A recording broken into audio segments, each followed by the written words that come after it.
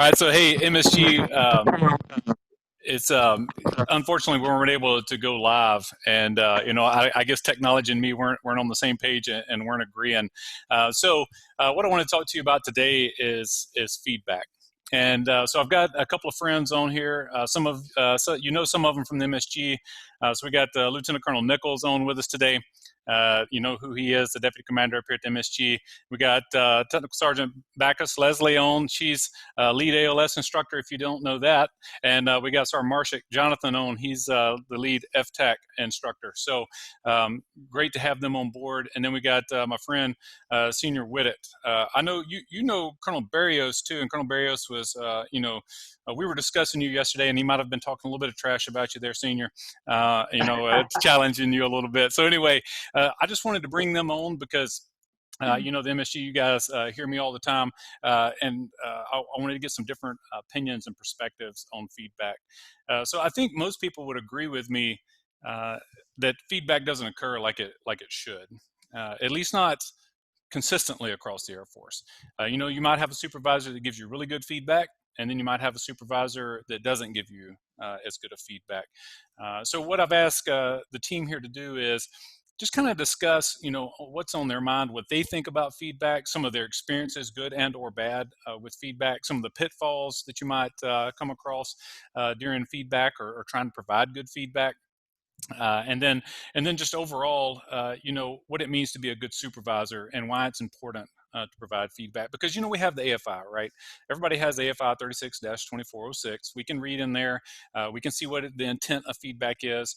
We can see how frequent we're supposed to give the feedback. But if you're a supervisor out in the field right now, this isn't about the feedback that you did not receive and you repeating that cycle. This is about understanding our responsibilities as an NCO or as a supervisor, because there's different levels, right? And then we have civilian supervisors as well. So we're talking directly to all airmen uniformed and in civilian attire within the 28 MSG. It's our responsibility and our obligation, or our duty, I should say, to provide feedback, good feedback that is smart, right? Specific and measurable and attainable. Y'all know the SMART acronym. So this is less about what the AFI says, because we know it's out there, but yet it still doesn't get followed consistently. So we just wanted to have a real quick discussion with some experts here. As I introduced them, we got various levels of experience. So we'll get it started off with Leslie, Sergeant Backus, and just kind of introduce yourself just a little bit, and then just kick us off with what you think about feedback and just what you want to share with the team. All right, hey y'all, Tech Sergeant Backus here. Over at ALS, and I'm a clinical lab scientist by trade, but I've been over there at ALS now for about 6 months now, I guess. And then before that, I was over at Wing Protocol for a year. So what I want to talk about today with feedback is less about the ACA and more about having that one-on-one conversation. And I think that, we've kind of, with modern technology, we've gotten away from that face-to-face conversation. And it's a shame, because 93% of our communication is nonverbal.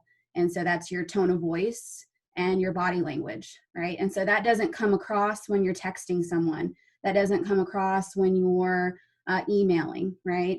And so what I want to talk about is encouraging you to have those just one-on-one conversations with your airmen.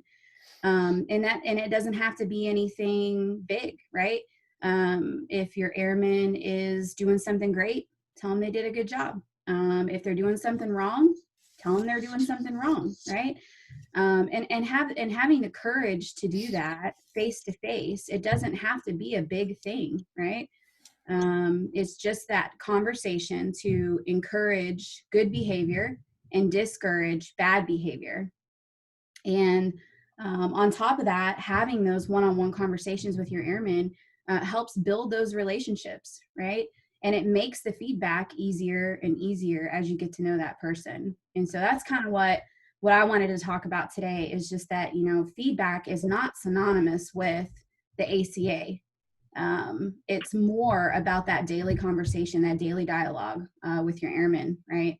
And having the courage and ability to have face-to-face, one-on-one conversations on the spot feedback, positive or negative, right? And that just encourages the building of that trust and the building of your relationships with your airmen. So, what do you think maybe prevents that, right? So you're absolutely right. You have some great points there, but what do you think gets in the way of people having those conversations? I know right now, with COVID, we're not going to be able to have face to face outside of what other than what we're doing right now, right? But even prior, so pre-COVID and then post, whatever that is, whatever post-COVID looks like, what do you think stops? What do you think grabs most NCOs' attention, or most I should just say supervisors? What do you think? What are your thoughts on that? Conflict. I think people want to avoid conflict at all costs. Yeah. And oftentimes they think that having a simple conversation with someone or correcting someone when they're doing something wrong, that it's going to be a big conflict. And oftentimes what I see is that it takes so much courage for people to just get up and say, hey, you're not wearing your uniform right today, or hey, you're not doing the job the way that it should be done, and let's fix that, right? And so I think that they want to avoid that conflict at all costs, and that's such a stigma, is that there's gonna be conflict when in reality there's not, and so that's why I think that that face-to-face feedback doesn't happen as much as it should. So again, great insight on that. So you or anyone else around the table, so to speak, what is your advice on getting past that, right? So I saw this quote this morning. Somebody got it for me for a Christmas gift. It's a calendar. It's got quotes on it. I love that thing. But this morning it said, when we see obstacles, those nasty things we call obstacles, is when we've taken our eye off the goal. So in this case, the goal would be to provide good feedback, right? I think everybody would agree with that. When you receive good feedback, and I got a little story I could tell later, but first time I actually received feedback, I was a Chief Mouse Sergeant Select, like a legit feedback. I was Chief Mouse Sergeant Select. But anyway, so the goal is to provide good feedback, and we know how it feels when you get good feedback. So you want to do it. And then all these obstacles that start popping up, like you just said, you named a big one of conflict, like, oh, well, I got to actually tell somebody they aren't the best thing since sliced bread, so how do I do that? And that seems conflict. I like this person, whatever, continue on that road. What is your advice, so you or anybody else, to help our supervisors get past that? Is there something maybe you've learned, or is there something maybe you tried that it worked really well to help you get past that? Yes. Sorry guys, I'll speak first really quick. So yeah, I actually had the same issues. Did not want to have conflict when I was a young supervisor. And I think what got me away from that is just doing it. The more I had to get the courage to do it the first time, right? And then the more that I did it, the more comfortable I became with doing it all the time on the spot. And then on top of that, I kind of really learned that if you're going to give a negative feedback, it doesn't have to be rude or harsh, right? You can give that negative feedback and still be respectful and positive, and turn it into a learning experience for people, so that they have encouragement to correct the behavior and then move along with life, right? No, that's absolutely great. It's continue to do it, right? If there's something that you really want to do, whether it's to run better, or and we're just taking on the physical aspect, or play a sport better, you just got to keep working at it and continue to build your confidence. So, anybody else around the room have anything that they would like to add to that? Maybe something you learned that maybe it's even the same as what Leslie talked about, but maybe it's something different. So see if I can go, Sarah Marshak here. So what, with that, kind of piggyback on her, so what she had to say, I think it's important to definitely, we just got to peel off that Band-Aid and just do it, right? I think that's the biggest message we can send our new NCOs, is we just got to peel off the Band-Aid and get her done, right? On that though, I think it's very important to also follow up and make sure that if it's like corrections within the work center, or corrections with physical fitness, if they did better, we need to have that positive feedback too. And I think Sergeant Ball said this pretty well. When we have these conversations, if it's negative, follow up with like 3 or 4 positive things that they're doing, so that you know that they're doing a great job as well on top of the things that they need to fix. Absolutely. No, that's good. What about you, Senior Whittup? So I think the first time obviously being uncomfortable, but you guys hit it right on the head. It's about approach. Like, you can say, "Hey, you suck," right? But at the end of the day, you say, "Okay, how can we fix it?" And not just putting out goals and stuff, because everybody puts out goals, but you forget that second step after that, and that's about planning. So how do we get there? And as long as we can spell that out. So one of the things actually that I do, and I'll talk about this a little bit later, but before I even give a feedback, I actually do a 360-degree feedback by asking peers and then the chain of command how that individual is. So I do have that constructive criticism. So when we do sit down, it's right there. So it's not the sugar and gumdrops and all that stuff that we're talking about, like, hey, nothing needs to change. No, we actually bring it to the table. And if the baby's ugly, the baby's ugly. We fix it. So I think, you know, what Leslie touched on there is great. And so, you know, comparing what you're saying and what she's saying, and they are very closely linked, but I like how she put it. We don't have to be, you know, for lack of a better term, a butt about it. You know, you can tell somebody they're not measuring up to the standard, you know, but if I may, you know, so many people don't know what the standard is. Mm-hmm. So they didn't even get off on the right foot. Nobody got them off on the right foot, so to speak. So they don't even know what the standard is, right? And I give you an anecdote from it is, so I was walking around an organization, I'll leave it nameless, it was not here. And I was just meeting airmen in the squadron. And I said, you know, I almost said his name, but I was like, hey man, how's your ACA looking? He's looking at me kind of funny, and so I'm fairly new in the squadron, and I was like, you know, like a feedback, and where are you standing on that? And obviously there was more going on in the conversation. I didn't the first time I meet him and ask him where his feedback was, but and then you know, going on, he's still looking at me really, really puzzled, and so I'm like, you know, it's a piece of paper, and there's, you know, some check boxes in there, and there's some words written down, and he's like, I was a senior master at the time. He's like, Senior, I have no idea what you're talking about. This individual airman, I'm sure they knew some standard about the shop, what time to show up to work, and how to wear my uniform and all these things, right? But they did not have some standards clearly identified for them. And then, so there was no way they could get good feedback on those standards that they didn't even know about, and how their performance compared to that. So great points, and thanks for pointing out you don't have to be, you can be 100% professional and tell someone that they're not getting the job accomplished in the way that they should be getting it accomplished. But so many times, that doesn't happen. And then it goes back to what Leslie was talking about earlier about the conflict. You know, there's obviously going to be some conflict when you don't do it the right way. So, Colonel, did you have anything that maybe you wanted to add in that same vein there? Yeah, so you know, all those points that everybody's been making is spot on. I mean, I'd have to argue that most of the reasons why we don't do the face-to-face anymore is because of technology to some degree, right? So we have so much information coming at us that all different directions that it takes up all of our time. So I think beyond courage, it takes investment, and it takes time to actually put into our people and actually take those little 5 to 10 minute, you know, opportunities that aren't focused necessarily just on work too. You got to talk about family. You got to talk about what's going on in their life. You got to understand maybe where they came from so you can better talk to them, because that boils into how you approach them. People learn differently, right? So I look at it like when you focus on nothing but negative with people, their capacity to learn and actually comprehend what you're trying to get after narrows extremely. I mean, it's scientifically proven that people will shut down when you're always focused on the negative. I mean, I do that with my kids, right? Whenever you're always on them, getting onto them, it boils down to where they're just going to ignore what you're saying, right? So ultimately, I think the investment that we make is well suited if we actually take the time to invest in our folks.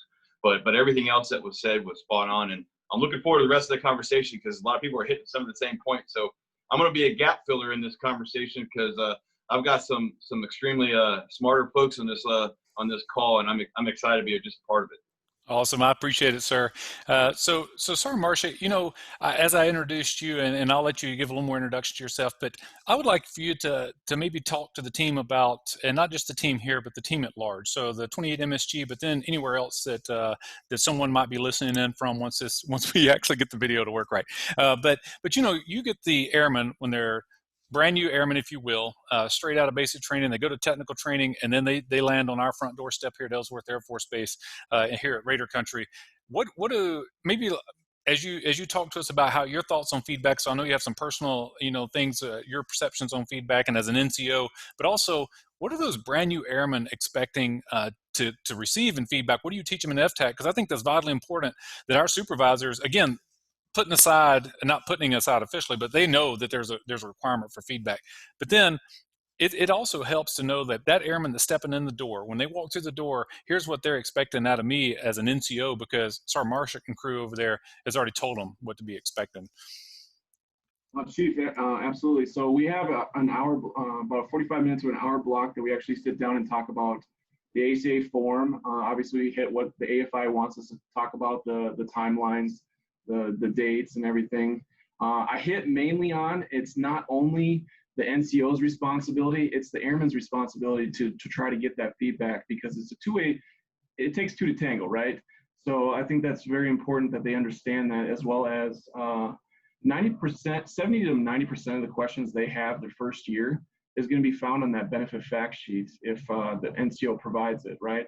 And it is a requirement. So it's very important that they're aware of it. They do receive it here at Ellsworth through the documents that I have I provide them within the course, because I feel like right now they have a lot of questions. The second thing is, they just want somebody to care.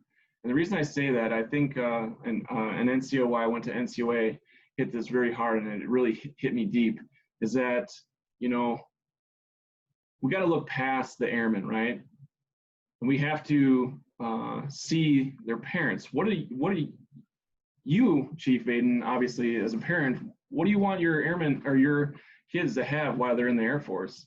And I think it's very important that we provide that, because they are protecting our country, and we need to make sure we also take care of them and the people behind them. So I think that's very important as well. They want someone to care. And then they also want someone to trust them, as we talk about within our Airmanship 300 course, professional development, the core values, as well as TLC, not tender loving care, but they sometimes need that, right? But trust, loyalty, and commitment.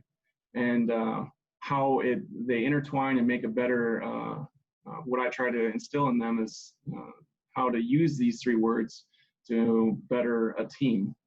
And that's what we kind of provide them with the courses of Airmanship 300 and the ACA feedback.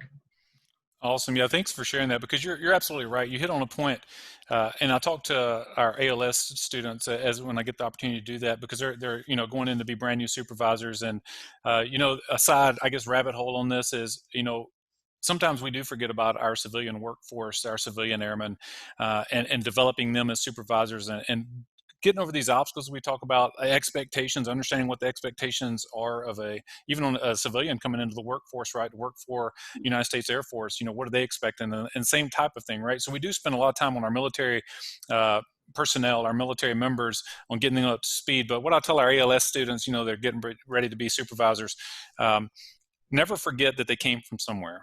Right. So myself and Colonel Nichols talked about this the other day too, where it goes into more of like how we treat each other, how we treat each other as people. And it goes all the way back to how you were raised and the type of thing you were subjected to.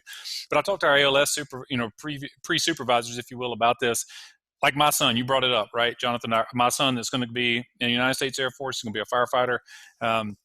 As a dad, so as a chief, I have certain expectations, right, as an airman. But as a dad, you dadgum Skippy, I have some expectations. So if he comes to work for anybody on this screen or anybody, best believe I expect you to take care of him, and I expect you to guide him, and I expect you to mentor him, and use a boot when needed to use a boot, proverbially speaking, of course, but to set him straight when he needs to be set straight, but to do it in a professional manner, to do it in a kind manner, because he screws up around the house. And I'll tell him, son, that's not how we do things. But I don't yell at him, and I don't give him the knife. And of course, he's bigger than I am too. But still, you know what I mean? On a serious note, you hit a great point there when you said, hey, they want to be taken care of. They want to be known, or They want to know and understand that you care about them as a supervisor, and that you're going to stick your neck out for them to help them to grow. And not one airman that I've talked to that's new to our base here has ever come up to me, and at any point in time in the conversation, I even get the inkling that they thought that it was going to be a free or easy ride. And sometimes I hear that. I hear where people's like, well, this is a sense of entitlement, and this generation that, and that. Guess what? I was a knucklehead. Straight up knucklehead when I came into the Air Force. And so my first line supervisor had his hands full. So it doesn't matter what generation you're a part of or where you come from. We all bring something with us, right? And that goes back to where, I spent 18, 19 years before I came into the military doing something completely different. So it's vitally important that as first line supervisors, we get that, whether it's uniformed service member or you're a civilian in our Air Force, that we get that and we understand that. So thanks for touching on that from a first-term airman perspective, but also some thoughts just from Jonathan's thoughts. What are Jonathan's thoughts on feedback? Something maybe you don't have to no names, of course, kind of thing, but if you've got a personal example or a story, so to speak, of how you experience feedback and maybe a positive and or a negative connotation, something you might want to share with the team so that get a little bit better idea of what we're talking about when we say about feedback. So I think it's very important to have these conversations, these feedbacks, and not be afraid of them. Because I think at the end of the day, I find that airmen respect you more if you have that conversation with them and show them that you really, truly care. And then I try to empower them a little bit more when we have those deep conversations to try to instill that they are still a leader and they still have a place in this Air Force and everything like that. As for, I've had good and bad supervisors down the road and everything. From the one thing I took from the ones that I learned from one of the bad NCOs is, you give me feedback, but then you don't tell me if I've corrected it. And I think that's, over the years, I've kind of just, no news is good news, I guess. But I don't think that's the right answer, honestly. I think we need to get that feedback because what if we are, still doing the same thing, And, some good things I've had over the years is when NCOs care, they, instead of, hey, I really want to, I'm glad you killed it this quarter, write me an 1206 on what you did. Okay, cool. You were there with me? Can we, I think it's, I've done it for my airmen as well as NCOs have done it for me. It's actually just surprising the airmen that they were put up. And when they do win, I think it means more to them. So I think put in that work like they put in the work for you, right? I think that's important.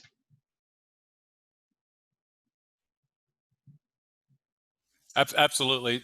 So, I think one time I heard a story about someone, well, I don't think I heard a story. I know I heard a story, but we'll leave them nameless about, sometimes when you get feedback, you feel like that you're the scapegoat, right? You feel like, hey, you know what? Somebody's got to be the fall person for this. You don't even know what the standard are, or maybe you know somewhat of the standard, but there's just been enough things happen in the shop or in your flight or in your office, your work center, wherever you're located, that maybe Caleb, you know what? It's your time. You're the one that screwed this up. You're the one that's at fault, and all of a sudden you seem like you get all this. They'll call it constructive criticism or constructive feedback, but really it's just looking for a fall person. So yeah, anyway, I think you're right about getting the note. So our airmen come in, you want their supervisors to care about them. They want their supervisors to look out for them, guide them, direct them, mentor them, teach them, and coach them, right? And then there's the other aspect of it is when we say that, the trust is a huge factor. You have to be able to trust somebody to be able to receive that feedback from them. So as a supervisor, some of the supervisors that might be out there, I've done it wrong. I do podcasts on Caleb's failures and other videos about things I failed at in life. But I did supervising wrong. I did feedback really wrong on one situation. And so I'll give you a little bit of the example of what I did. There was an airman that I rated on in Korea. I was part of a unit where typically you didn't receive, anything less than a 5 level. So you didn't get brand new airmen typically in this unit. So anyway, this airman had some issues. Back in the day, I don't know if y'all remember or not, but we had a different kind of uniform. It's called BDU, and where you actually had to press it and iron it and stuff. And I was probably the only or one of the few dirt boys walking around that you would have thought was a TI outside of operating a piece of equipment, because my starches or my creases could have probably cut you. But I expected all of the airmen, so that wasn't a standard. But I expected an airman to do that. So this airman had a messed up uniform, and I can see you smiling, Leslie. I know you know where this story is going, but she's heard it before. So anyway, this airman couldn't get his uniform right, and not to belabor the story, I had failed at figuring out why the airman couldn't get his uniform right. I just went straight off the top ropes and said, "Hey, if you don't fix this," because I got chewed at as well by my master sergeant. Said, "Hey, you better fix that, airman." So anyway, I told him, I was like, "Hey, you better get this uniform ironed. You know how to use an iron, right? And I'm going to come by your room tonight. Make sure at about 7 o'clock, 1900 hours, to make sure you've got this down and you know what an iron is and how to use it." I go to his room. He's got tears on his face, so I knock on the door when he opens the door, and he was talking to his dad, and his mom was essentially about to pass away. Not essentially, she was passing away. She was in hospice. So we got him on an emergency leave, got him out of there, got to see his mom. But I cost him roughly about 3 days from when I realized I should have caught it in the very beginning when I sat down with him. So almost 2 weeks that he'd been on station with us. When I first sat down, so back to your point, Jonathan, when you said the airman comes in and expects some feedback and expects some, "Hey, who am I?" I expect you to ask that, right, of who I am and what I've got going on in my life. And I failed at doing that. I failed at asking him all these things. I probably could have figured out that he had some family issues back home if he'd been willing to share, but I didn't build that trust as a supervisor. So then I was given feedback, but incorrectly. I was given the feedback incorrectly, so my intent was good somewhat, but my execution was horrible. So what I want to speak to our supervisors real quick on a couple of those points that you made is, and using myself as an example of failing at supervising, failing at giving good feedback, failing at setting the standards, you have to learn from that. You have to learn from that. And only if you do it, if you say, "Hey man, I really messed that up," and you go and do the same thing, you didn't learn from it, right? Yeah. So I had to go back and ask for his forgiveness, honestly, as an airman, but as a man, as a human being, I had to go back and ask for his forgiveness and say, "Hey man, I did this wrong. I know you have no idea how feedback's supposed to go. I had just gone to ALS less than 8 months prior to that. So I knew how to do it. I just didn't do it for various reasons." So anyway, he did thankfully forgive me, and he's like, "No, I got to go home. I got to see my mom before she passed." But I explained to him, "Look, I cost you a couple of weeks that you potentially could have had." So anyway, as going forward, that changed who I was as a supervisor, at least started. It didn't change overnight. So any of the supervisors out there that might be listening right now that said, "Hey, you know what? They've hit on some great topics," I can associate with what the Chief's saying, because I've messed up. Hopefully they didn't mess up in the same regard that I did, but they can associate with that and say, "Hey, I've messed up." And what I just want to encourage them to do is take everything that y'all are providing, right? Y'all providing some great points, some great advice, and being able to tie that back to say, "Okay, now I messed up here. Probably should go ask for some forgiveness potentially, but how do I get better moving forward?" So thanks again, Jonathan, for sharing that. So Greg, if you can take it from that kind of angle, and maybe if some of your experiences on not necessarily just failing, I'm not saying you have to share a story or anything like that, but just from that aspect of growing and moving forward with feedback. So and being right, from growing and moving forward, I would have to say the best advice I could give. So if you're listening right now, turn up the volume. It's prepare. If you're not ready to give the feedback, do not deliver the feedback. And what I mean is, look at their records, man. These are people that you're sitting down. I can't tell you how many people say, "Hey, what am I missing? Am I good?" So do a records review. And what does that mean? That means, hey, go through their EPRs, go through the CERF, the EPRs, the PT, the decorations, whatever they have. So if there's staff sergeant, tech sergeants, master sergeants. So and then what do? I look at the Airman's Handbook, chapter 15.49. It talks about the 7 facets that the board looks for. So the performance, the education, the breadth of experience, the job responsibilities, professional competence, the specific achievements, and the leadership. These are the 7 facets that a board looks at. So you should have these kind of peppered into your EPRs, if you will. But these are things when you're talking about a feedback, like, hey, these are growing opportunities. These are things that we need to get after. I'll give you an example of bad feedback, and I'll hold it up here. It's a tech sergeant fishbone structure right now. So if you look at this individual received a feedback. They said, "Hey, you're good to go. You have nothing to work on." If you look at this tells you, hey, there's a lot of gaps. There's a lot of holes. And this is the 7 facets that I told you about, okay? So that tells me people did not have the courage to go ahead and tell them what needs to be fixed. or they didn't have the knowledge to know what needed to be fixed. So I'm kind of giving you a little nugget there to say, pointing you in the right direction of things that you can use, resources that you can use. Yes, you can use 36, 26, 18. And that's great because that identifies the roles and responsibilities, but looking at it commensurate to the rank. So if we say, hey, I preach on the 4 facets of readiness. I need you to be ready physically, mentally, spiritually, and socially, right? Well, be ready. Well, that charges to the airmen. So to NCOs, guess what it says? You need to champion readiness. What does that mean? So you're leading from the front, champion. And then for senior NCOs, you have to be the role model. So you are in the front. You are the tip of the spear. So you need to stay ready. So it's be ready, okay? Champion and stay ready. Now, if you look at a Master Sergeant EPR or disregard, records review, I looked at his stuff, okay? Now you can see there's a little bit more stuff. But why do I show you this? It's because these 2 individuals, they came in at the same time, okay? They came in at the same time. So if people are questioning, hey, how come I'm not being promoted? What's going on? What do I need to work on? We're not giving adequate feedback. And that's what I'm asking you. I'm challenging you to go ahead and give that feedback. Did I always start there? No, I didn't. But this is a preparation phase. So you should know what you're walking into, what they need to work on. Because it's not a candid, hey, I need you to do that. Yeah, those are expectations. But how do you challenge them for growth? That's what you need to work on. And then you get to the ACA. So that's all I got for you. No, that is some great advice. Something else to think about. So there are some people out there, and I think we've probably all come across them. And so my previous supervisors, they came across one for sure. You can tell them. Some people, right? Let's just be, y'all know me, real talk.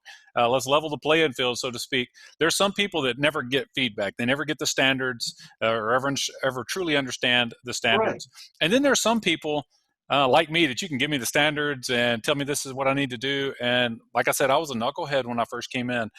Okay, cool. Yeah, I hear you. I'm going to go do my own thing.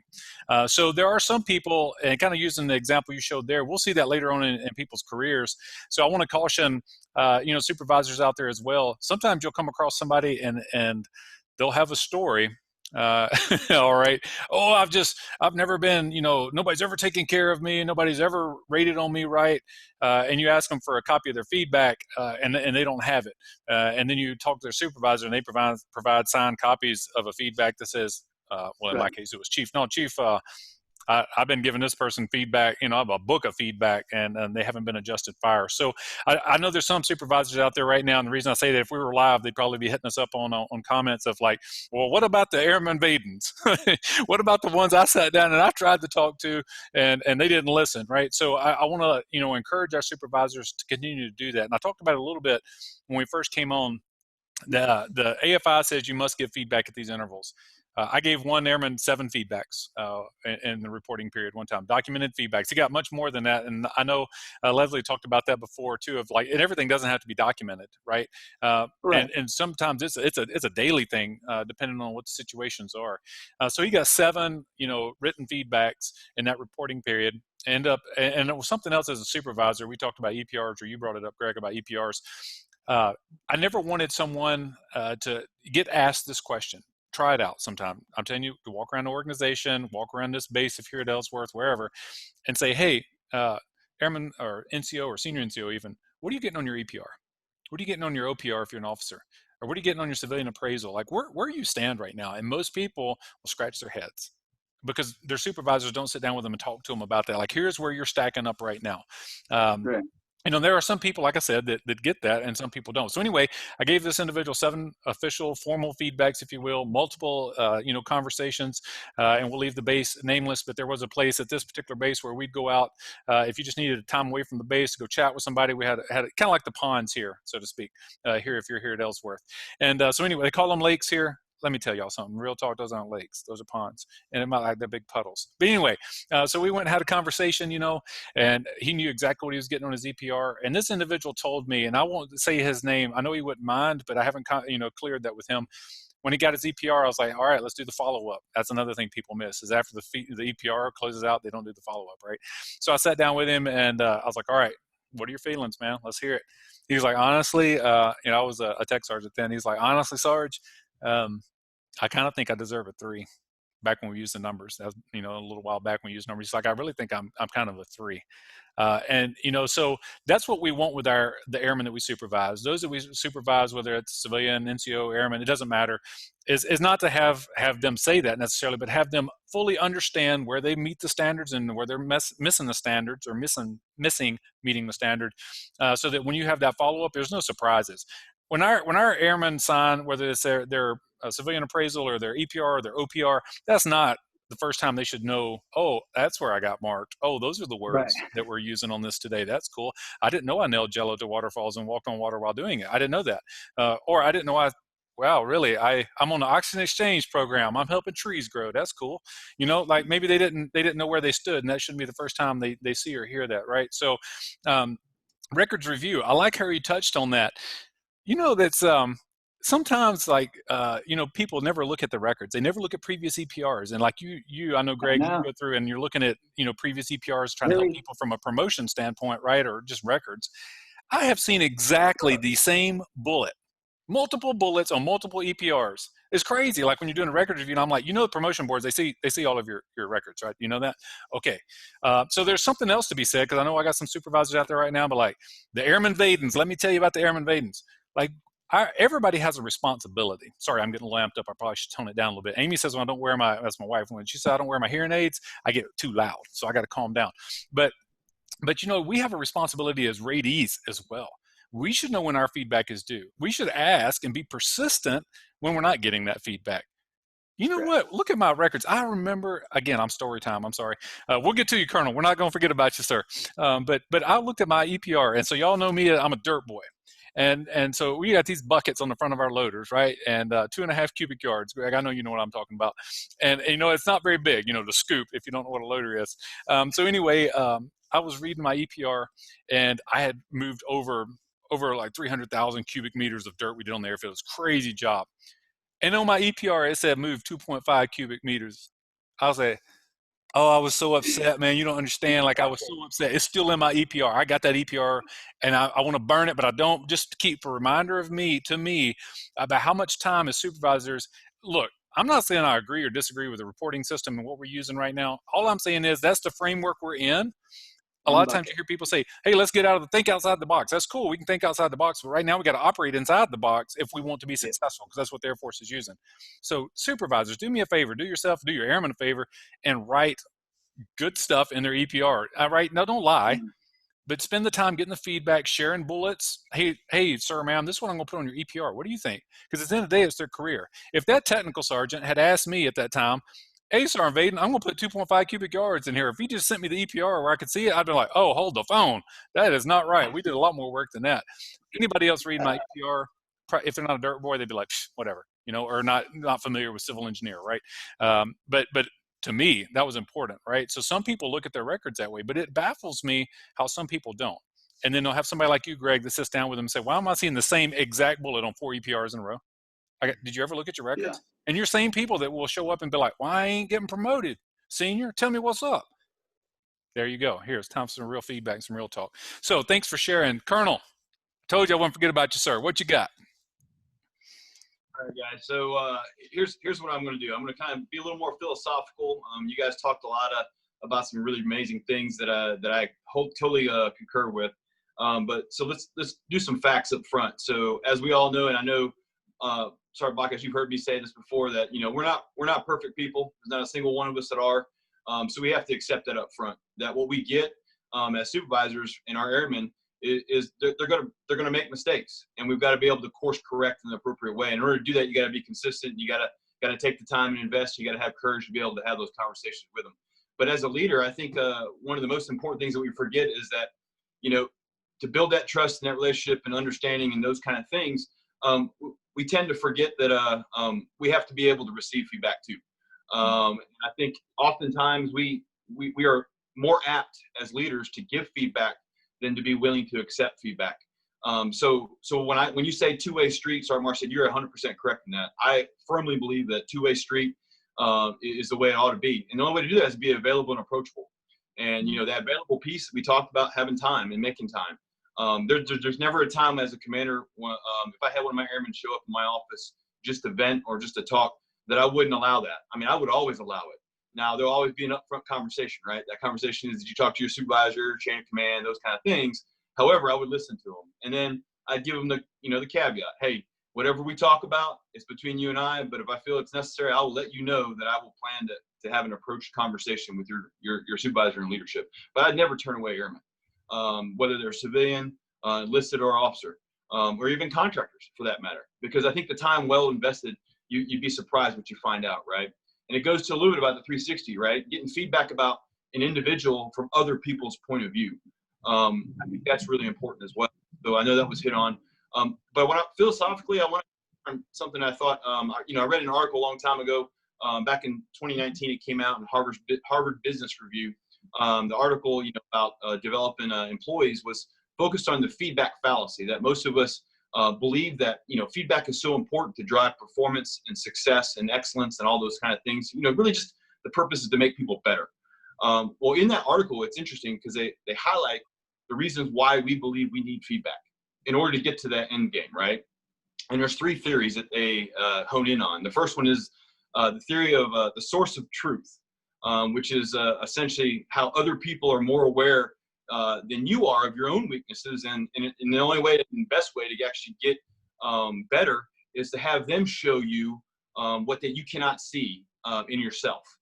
So that's one aspect, right? And then there's another theory called the theory of learning. And that's where we as people lack the innate ability to acquire, learn on a regular basis, that we actually have to rely on our colleagues to show us how to do something, how to teach us. It's kind of like at tech school, right? You didn't know your trade before you got there, but now you're going to learn how to do the job.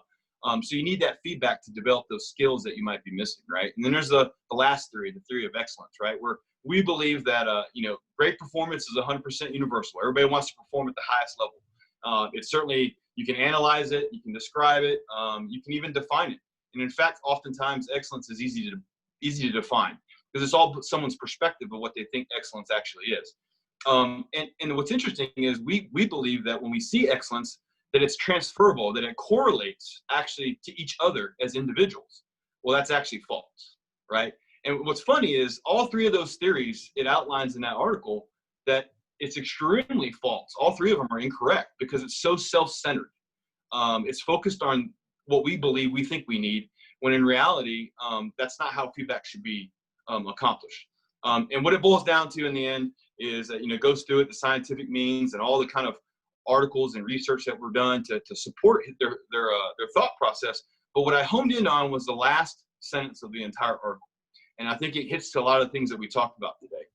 It talks about that we humans do not do well when someone, their intentions are unclear and they're the ones giving us the feedback about where we stand, how good we are, who we really are, and what we must do to actually fix ourselves, right? We actually excel better and learn better and believe better when the people know us and care about us. And they're the ones that telling us what they experienced and how they feel about those experiences, and all intended to basically make us better in the end, right? So what I'm getting at there is, again, courage, investment, all those things are important. Building those relationships, every one of the feedbacks, if they weren't underlying with dignity and respect, having the courage to tell them the positive and the negative, compassion, the empathy of understanding where they came from and their background, just understand. I mean, you will never be able to give somebody feedback if you don't know how they were brought up or where they came from or what their culture might be, maybe what they experienced when they were growing up. And then building on that relationship so that there's a sense of trust there, so that when you do give them positive or negative feedback, that it comes off genuine and authentic. I think that's really where I would hone in on. But what's interesting is everybody needs rain and sunshine to grow. So as a unit commander, you got to cultivate that within your organization, all the way down to the shop level. There's a thing that we do from PACE, it's called 3 and 5, right? slides in 5 minutes and you're airman. As a shop supervisor, one way to get to know your folks is to do that 3 and 5, to let them have an opportunity to tell you where they came from, what they care about, what their family is like, and then what their goals are, and then you can utilize that and build on that, and then be able to support any kind of feedback you give them. But everybody needs rain and sunshine to grow. So you got to be a gardener. You got to cultivate your organization. You got to get hands, you got to get knee deep on, sometimes even, and get dirty. And you got to have those hard conversations when it's necessary. It needs to be two-way, like we talked about. And you talked, Sergeant Marsick, I liked, you referenced someone mentioning to you guys about, given, here's the negative, but then the multiple positives after. I think we learn better when we focus on the positives, because you don't lose them, like I talked to you earlier. So I used to use the 2 and 1, the 2 up, 1 down sandwich. We call it the present, past, and future. You give them basically the 2 positives and one negative, right? So if you focus on a positive up front in conversation, and then you hone in on what you want to give them feedback on for course correction, and you end on it with what the future looks like in a positive manner, I think that's one way to do feedback in an appropriate way as a supervisor. There's a theory of mine, Chief, and I'll end it with this: is as a supervisor, you're the horse on the carousel that's on the outside, and everybody that you have under your watch is on the inside. And you're that sturdy, most eloquent horse that everybody wants to be on. And all your folks are on the inside looking at you.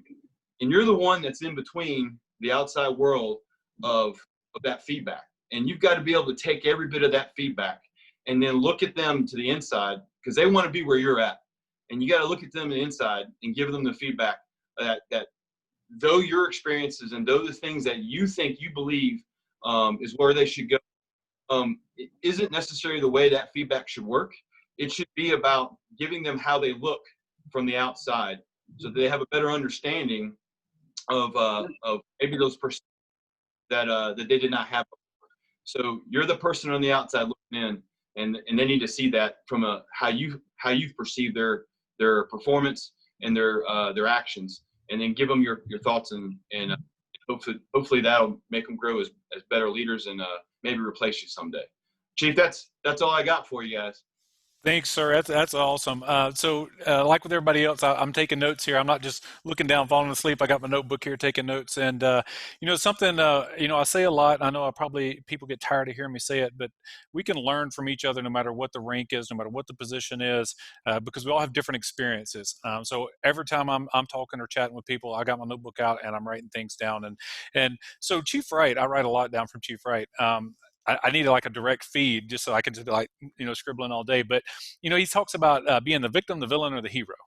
And when I hear you talk about the framework of an organization there, Colonel, I think about the house that the heroes built, right? So, we can walk around and we can be victims. And when we're talking about of feedback here, so I don't want to get it twisted and taken out of context, because there's all kind of different victims or victimization out there. But I'm talking about walking around, I just never got my feedback, and you know what, forget this, and whatever, right? So we can walk around like that. We can walk around and be the villain. You just be the mean person, right? And Leslie touched on that, right? You don't have to be a butt when you're giving feedback, or we could be the hero. Right, the one that said, you know what, I didn't get everything I thought I deserved or what I wanted. I fell down a few times. I'm going to get up, and I'm going to help other people get up. So that's what I really want to encourage across our world, but definitely within the 28 MSG is let's have the house that the heroes built. Right, let's not walk around being villains or victims. Let's just get better at this. Right, we I think first is accept and understand and accept that there's a feedback gap. And there's a lot of other things that have gaps in them, but we talk about, hey, there's a feedback gap. All right, there's the problem. I've identified it. I've come to terms with that. I'm part of that problem. Let me be part of the solution. Something else you talked about, the truth. I like it, sir. The truth is not always pretty. So I don't know if y'all know him or not, but Stephen Hansen, Chief Hansen, that's out at Allison right now. He's a CE chief out at Allison. I think he's interim as a command chief out there right now. But he had something he shared the other day, and I don't want to take his material from him, but he had this little toddler on the screen, not a real picture, but like a clip art, if you will, of his toddler. And he was talking a little bit about organizational culture and climate and things of that nature. There's like an adult on one side, or what appeared to be an adult and a little child. And the truth is, like you said, sir, is it's not always pretty. You got to accept and understand where you are. And listen, when we grow, it's not pretty. Just think about kids, and that's what he was talking about. I don't know how many of you or all of you that have children that would understand this. And some, I know it's not necessarily the greatest analogy, because if you don't have children, it might be hard to associate with. But I guarantee you, you've seen that kid acting up in the store. I guarantee you've seen that whether you have a child or not. And you're just like, man, thank goodness that's not me. And that's growing. That's a child growing. They're throwing right then. They're throwing a fit. But you think about a child that's learning how to eat, learning how to walk. It's not pretty. Sometimes as parents, you're like, oh, that's so adorable. And on the outside, you're like, that ain't adorable at all. So growing is not always pretty, right? So thanks for touching on that, sir, and just saying you got to be accepting the truth and then working hard. So what I'd like to do is I'll sort of put a bow on the conversation here, and I'm giving you time. I'm giving you time to reload your magazine, because I'm going to do a rapid fire with you real quick. So I'll be the nice guy and not just drop on you.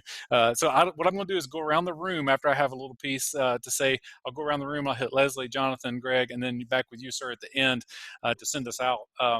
And then your final thought, right? If probably keep it around a minute or so, a final thought, and then throw out leaders or learners, right? So if we're not learning, then it's what are we actually doing? What just existing? We're on the Oxygen Exchange program. So I'd like you to give our audience, our MSG, and anybody else that listens to this in the future, maybe a book or a podcast or something like that that's helping you or helped you, and just throw that out there. So for me, thank you. First off, thank you to the team that's here. Thank you to our MSG that's out crushing the mission every day. It's proud to serve with you. As you've heard me say, and I'm not making that up, it's from the heart. Ask Colonel Nichols. He has to deal with me every day, and I come in and I'm just too much to handle. It's like I'm on extra loads of caffeine or something. I don't know. But I absolutely love what I do. We're teleworking. I'm dialed in from the house because I can't get internet connectivity the way I need it for my personal laptop. So, I mean, we're all over the place, but this pandemic, if you will, has given us an opportunity to meet in spaces that we might not have ever met in before, and be able to share and help other people grow. So I think that's phenomenal in that regard. When we look at about this pandemic that we've gone through, what can we actually take away that said, hey, you know what, I grew there.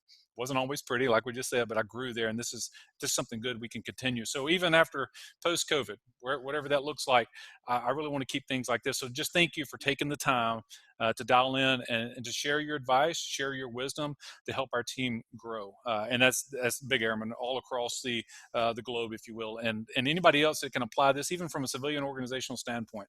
But so for my favorite book, Extreme Ownership. I think Jocko is just a beast, right? He was a SEAL commander and just a straight beast. But the way he presents that book, you have to be careful in some regards to not become a micromanager, but extreme ownership. And that goes right in hand, to me, hand in hand with feedback. We got to own it. Right, the house that the heroes built. Right, I know it's kind of a Calebism, right, Chief Vadenism, but seriously, like when you read that book, if you hadn't read that book, please read that book or listen to it on an Audible book, or he's got podcasts as well. But it really gets after just owning it as a supervisor, as a leader, just truly owning it. So that's what I got. We'll kick it around the room. You should have had time to reload your magazines, adjust your plates, and should be good to go. And then, sir, so once you're done, I'll send this out at the MSG here, and we'll log off. So Leslie, what are your final parting thoughts and something you want to pass on from a leaders learn perspective? All right. So my final is be willing to accept feedback. So I know Sergeant Marshak hit on that a little bit. Chief, you hit on that. And Lieutenant Colonel Nichols, you hit on that as well. We want to see growth as supervisors as well, right? And set that example for your airmen, okay? So if you're showcasing that you're willing to accept feedback, you're willing to grow, you're willing to acknowledge that maybe you don't always do things the right way, then I guarantee that your airmen are going to follow suit, and they're going to be willing to accept feedback as well. And then I also read the Harvard Business Review. I have to do that for my master's class quite frequently, Colonel Nichols. And it's very good. They have a lot of really good articles on there that give insight into businesses as a whole. And then, organizational structure, leadership, all different kinds of things. And I have found some really good value in some of their articles as well. So that's it for me, Chief. Thank you. Appreciate it. Jonathan, parting words for you. Right now, I'm reading a book from Abraham Lincoln about Abraham Lincoln, and one thing that I find within it is that he was always a wanderer, right? He always walked around, saw his people, and took just to see what they're doing every single day. And his staff hated him for it because he was never in work or in his office to do work, right? But what gave him, or what that did for him, is he knew everyone. He knew what their job was. So when there was a decision to make, he knew what it was. So what I'm trying to tell you, email can wait. Email, the stuff on the computer, go out and see your people. I think that's the most important thing. Me being security forces, I always want to know what my guys are dealing with or what resources I need to get them, right? That's the book I'm reading right now, obviously taking some college classes. But another thing is I listen to a podcast by Dr. Thomas, the #1 motivator, right? Speaker, motivation speaker. And I think the biggest thing is grind every single day, 110% every single day. And that means get up early. If you're having, up early, stay up late, put time in yourself, and then don't be afraid to fail. And then the last thing for the airmen, seeing them in FTech every single day, they want to learn. They raise their right hand. They want to serve. They don't want to hear negative stories. They want to learn what you have and sharpen their blade so then it keeps continuing and bettering our Air Force. I think that's the biggest thing here is that as NCOs, we're getting to the point where we're in that retirement level, and now we need to start training our airmen below and making sure that our Air Force keeps being the best that it is. That's all I got. Thanks, buddy. I appreciate it. Greg? Hey, really quick. Yeah, Leslie actually nailed it. So I would say the biggest tip, obviously, prepare. But what he said, is get out, see your airmen. So don't be a leader. Don't lead by proxy, if you will. Get out there. There is no. So I'm actually reading Sharing Success, Owning Failures. And this is Colonel David Goldfein. Yeah, the name sounds familiar, doesn't it? Right? Chief of Staff of the Air Force, General Goldfein. And then I could easy cop out for me is sticking back to the basics, and it's 362618. Read it, okay? Gives you a lot of nuggets in there, especially roles, responsibilities, and how to lead, and what we should be doing from the top down. Thanks. That's awesome. Nice plug for Back to the Basics with Boobity, too. We'll have to keep him on that. All right, sir, parting words for you. All right, so I'll keep it quick.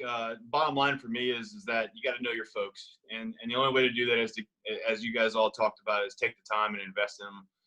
Have the courage to have those conversations, and sometimes ask the multiple questions, the actual same question multiple times, basically, right? I mean, sometimes when you got to get to know folks, you actually have to kind of force yourself a little bit that way by saying, "Hey, how are you doing? How are you doing?" Till you get the right answer.